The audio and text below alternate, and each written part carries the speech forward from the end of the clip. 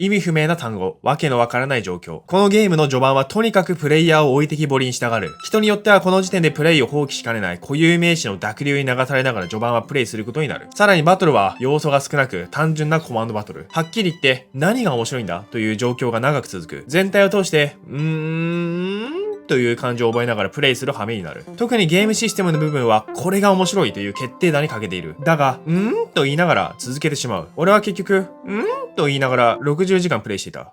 課金もしている。多分楽しんでる。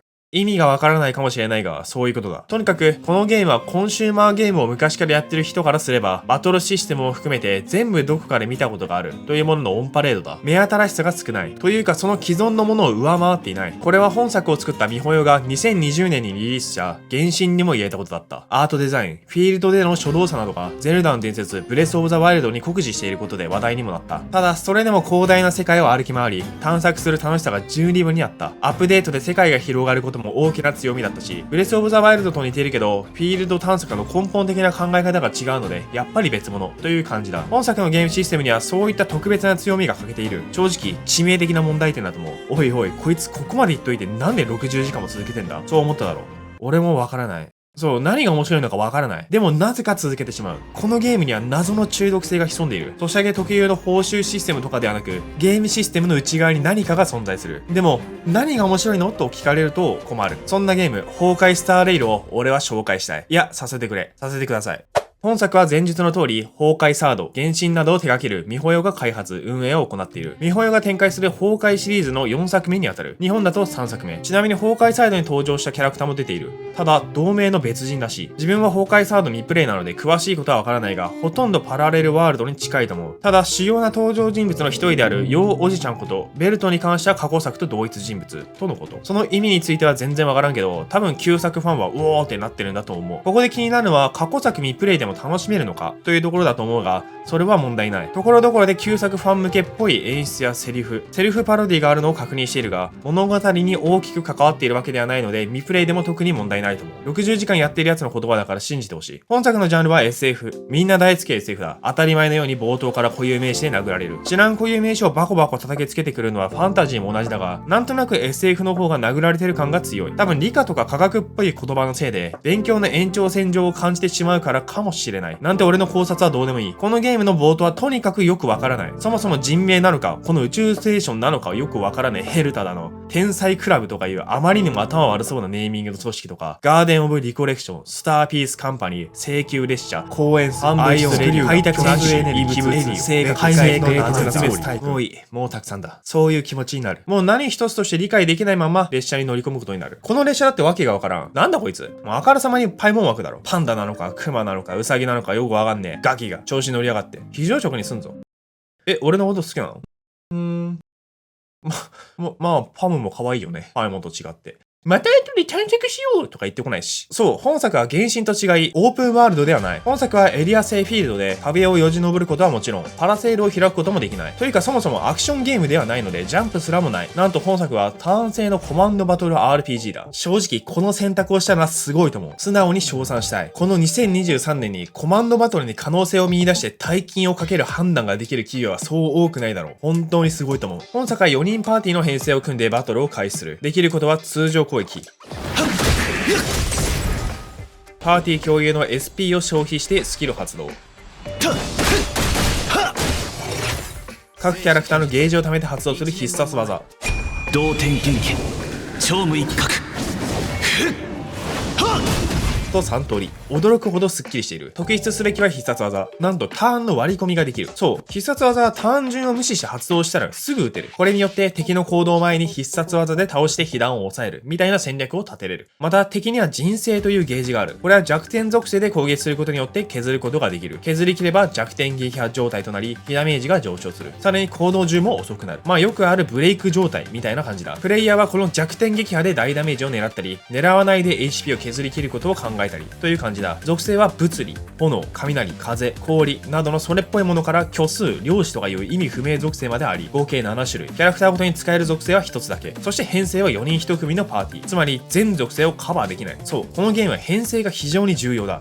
敵の弱点属性をちゃんとつければ決着も早くて無駄な時間がかからないし被弾も減る。逆に弱点属性をつけない編成かつ育成がちゃんとできてなければ時間がめちゃくちゃかかる。というかつまらない持久戦になるか負ける。つまりバトルの要素の8割ぐらいは編成の時点で決まる。ということは幅広くキャラを育成して編成の選択肢が多い方が有利になる。というか楽しめる。もちろん弱点をつかないで汎用性を高めた戦い方もある。さっき言ったみたいに長期戦前提の戦い方とかちまちま HP 削りながら耐え続けるというのもありだろうけど、それが面白いならジジイのランニングを眺めても楽しいだろう。とにかく編成と育成が大事だ。編成の時点でバトルの9割は終わっている。原神もその節があったけどここまで露骨じゃなかったように思う。元素反応を用いるのがメインなのでその組み合わせさえ準備できればよくて、属性の特徴が強い一部の敵以外は変える必要があまりなかった。だから本作ではメンツが重要。そこがこのゲームの面白さでもある。本作で頭を悩ませる時間の大半は編成に関してだ。敵の情報は戦闘前に開示されどういう敵なのかというのはある程度分かっている。その相手に対してどういう編成でいくのか、どういう戦い方を展開するのか、それを自分なりに考えて試す。そして目論見通りにいけば嬉しい。うまくいかなければもう一度頭を悩ませる。次は弱点属性をもっと多くつけるように編成してみよう。いやいやそんなの関係ねえと言わんばかりにバフを積んでみよう。いや待て、さっきのところで必殺技を使うタイミングを変えたらうまくいくのでは。こうやって試行錯誤するのがこのゲームの面白いところだ。コンシューマー RPG であればこの試行錯誤をするところの比重を実際のプレイで選択するコマンドに多く割いていることが多い。どういう行動を取るか、どの呪文を使うか、回復はいつするか、その選択の違いで結果を変える。もしこの選択でのブレを最小限にしたければレベルを上げて殴るか装備品を上位のものに更新する。本作ではその比重が編成の部分に大いに偏っている。これは悪い意味ではなくそれがこのゲームの面白さだ。そしてこの編成の試行錯誤の幅を広げるためにはキャラを揃えることと育成することが重要になってくる。となるとキャラを出すためのガチャが重要になってくる。そう、みんな大好きガチャだ。特に序盤の終わり頃から各属性を持つキャラクターが揃うまでは攻略難易度に直接影響するため依存度が高くなりがちだ。これは課金圧が強いとも取れる。課金しないと満足に楽しめないぞと。ソーシャルゲームなんてそんなもんだ。ただ金銭的な部分、ガチャの確率等を一旦置いといてゲーム内のことだけで考えれば本作のキャラクターは1キャラあたりの価値が高いとも言える。なぜならキャラクターを揃えれば揃えるほど編成の選択肢が増えて面白くなる。つまり課金してガチャを回せば回すほどゲームの楽しむ幅が広がるとも考えられるからだ。おいおい、お前無違法への回しもんか？俺たちにガチャ引かせようったってそうはいかねえぞ。そんな声が聞こえてくる。分かってる分かってる。視聴者の皆様が気になっていることは分かっている。結局課金しないと楽しめないってことか？これだろ。結論から言えばその方が楽しめるだ。曖昧な答えだが本作に限らず他の著作全てで共通している。というかソーシャルゲームを無課金でプレイする行為というのは時間という取り戻せないものを犠牲にしないと成り立たない。大抵の場合月パスのような数百円から数千円前後の金額を支払った方が満足いく体験ができるものになっている。物によっては数万円払っても満足のいく体験ができない可能性もあるが、もちろん無課金でプレイすることは可能だし十分楽しめるはずだ。何せ初期配布キャラは割と強い。主人公とか明らかに強すぎではってぐらい強い。それに割と無料でガチャを引ける機会がある。ただ本作を無課金で楽しめきれるかどうかと言われると微妙なラインなので月パスぐらいは買った方がいいと個人的には思っている。さて話をシナリオに戻そう。本作は宇宙を飛ぶ列車、星球列車に乗り込み星を巡る旅に出る。この宇宙全体で共通する概念であるアイオーンと呼ばれる複数の神々の存在や性格と呼ばれるキーワードは変わらないが、基本的にその星にはその星の文化が存在し歴史が存在する。それは非常に凝ったもので新鮮な魅力が詰まっている。シナリオ序盤はさっきも言った通りわけのわからない単語の暴力だ。これだけで辟易してプレイをやめる人がいる気もする。それぐらいクエスチョンマークでいっぱいになる。ただフォローも手厚い。わからない単語についてちゃんと後で解説してくれるし、いつでも話は聞ける。主要な単語はアーカイブでいつでも確認できる。ちゃんとシナリオを理解しようとしている者には優しい世界だ。そして理解し始めてくると面白くなってくる。基本的にテンポよく進んでいき、知れば知るほど興味深い内容も多い。なぜこんな問題が起きたのか、なぜこんなことが起きているのか、何のために、そういった疑問が綺麗に解決していく流れは個人的には非常にいい感触を覚えた。ただ本作のシナリオが面白いと言ってもまだ始まったばかり。3つ目の星でのシナリオすら終わっていない。まだ評価が難しいところだ。なんて真面目に話しちゃったけど、実はこのゲームのシナリオで一番面白いのは選択肢だ。主人公がイカれてるのだ。イカれポンチだ。明らかにアホみたいな選択肢が普通にある。というか選択肢自体がウィットに富んでる。だから面白いというのもあるけど、一番は分岐すんのかこれってぐらい正反対の選択肢があって、自分で物語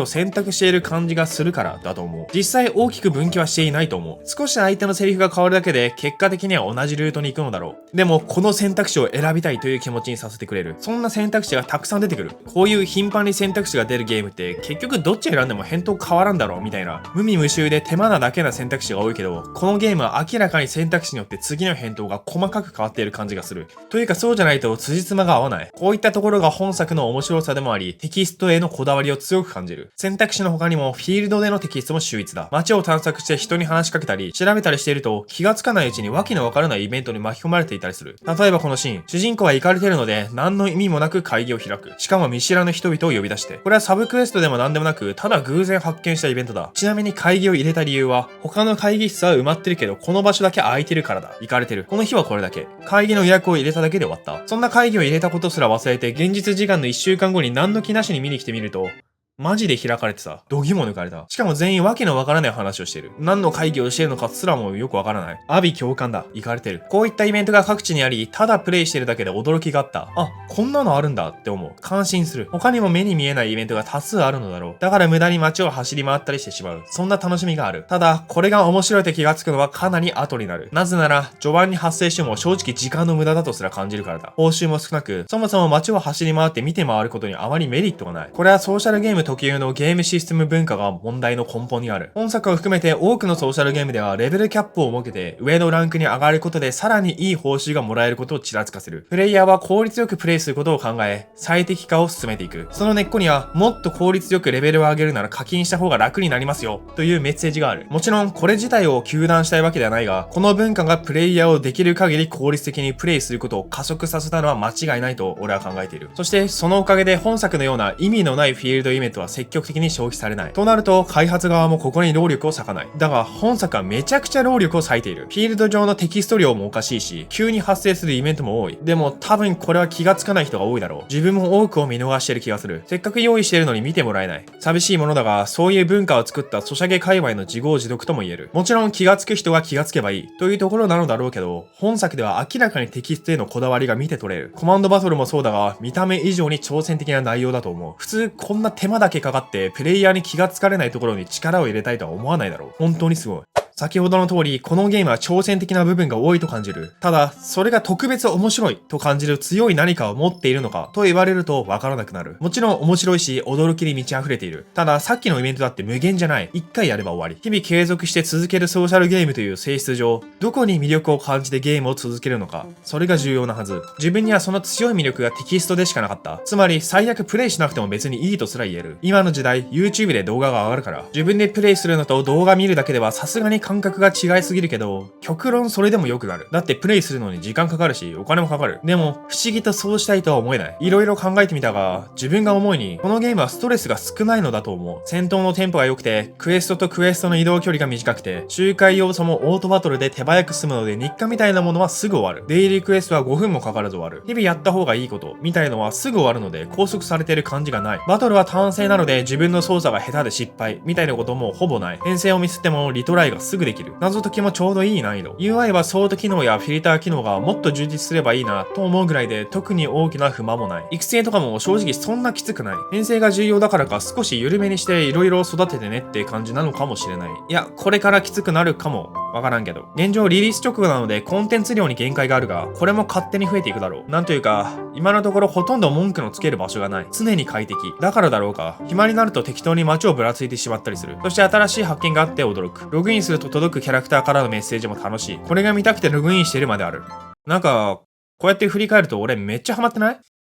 実際もう次回のシナリオが気になって仕方がない。次のシナリオ実装されるまでは少なくとも続けるだろう。そんな気がしている。正直、序盤は新しい面白みをほとんど感じられない。何が面白いんだと思いながらソシャゲ特有の報酬を求めて進めて、とりあえずガチャをちまちま回しながら、とりあえずよくわからないなりに手を進めることになる。よくわからんけど、とりあえずやってみる。そんな気持ちで。よくわからんけど、サブクエストを進めて、あれ意外と凝ってるなとか思いながら進めて、アーランとアスターってこんな関係なのかとか、フックと父親めっちゃいいなとか、ナターシャいなかったら地下終わってるなとか、ブローニャの紙のセットを何時間かかるんだろうなとか、思いを馳せながらプレイすることになる。ただ、この面白さに気がつくにはそれなりに時間がかかる。そのせいか、テキストを飛ばしたりすると、全く面白みがないゲームになりかねない。なんせ他に面白いところは、編成部分と育成部分だろうけど、そこはガチャによってコントロールされている。その上、スーパー面白くて画期的なシステムではない。実際、俺は未だにこのバトルシステムの面白さを理解できていない。でも続けている。なぜか。それはつまらなくもないからだ。困ったことに、面白くないけど、つまらないわけでもない。